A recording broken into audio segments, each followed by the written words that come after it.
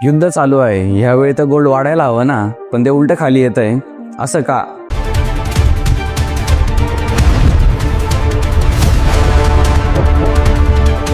याला 3 कारणं आहे. पहिलं, डॉलर मजबूत होणे. स्ट्रेट ऑफ हॉर्मोज बंद झाल्यामुळे क्रूड ऑइलचा इम्पोर्ट वाढला आहे आणि क्रूड ऑइलचा इम्पोर्ट हा जनरली डॉलरमध्ये होतो. त्याच्यामुळे डॉलरची डिमांड वाढल्यामुळे डॉलर मजबूत झाला आहे आणि गोल्डवर सेलिंग प्रेशर बिल्ड होतोय. दुसरं म्हणजे मार्जिन कॉल.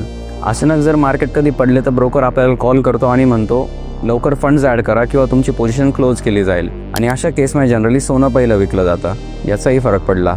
तिसरं म्हणजे पोलंडची बातमी. पोलंडची सेंट्रल बँक 19 टन गोल्ड विकायचा विचार करते त्यांच्या डिफेन्स स्पेंडिंगसाठी. ही बातमी बाहेर आल्यावर ट्रेडर्स आधीच गोल्ड विकायला सुरुवात करून टाकतात.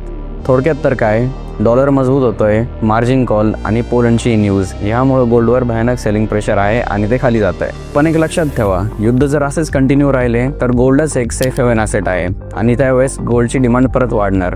पण आत्ताच पूर्ण वन टाइम गोल्डमध्ये इन्व्हेस्ट करायची रिस्क घ्यायची का? तर नाही. सिम्पली सोली तुमच्या सिप्स गोल्डमध्ये वाढवा, मंथली त्यात इन्फ्लो वाढवा. डायरेक्टली गोल्ड परचेस करायची आहे तर काही गरज नाही. आणि अशाच माहितीपूर्वक कंटेंटसाठी फॉलो करा.